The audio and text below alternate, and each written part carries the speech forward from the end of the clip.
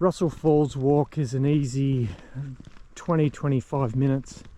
If you're ever here at night, it is fantastic because they have glowworms in the forest. I think it's the only place in the world. Someone can correct me. Yeah, you're completely Tooth fairy. wrong. There we go. You're completely wrong. I am shot down. Do your homework Hey. first. Be nice. There's a lot of other walks, heaps to do here. If you're done after Medina Bike Park, your legs are cooked, come and walk it out.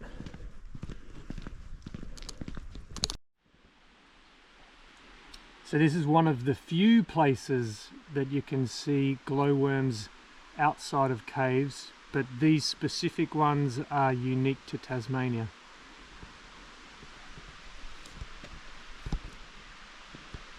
I was half right. Yeah. Russell Falls in all its glory. Not a lot of water even though it's late May.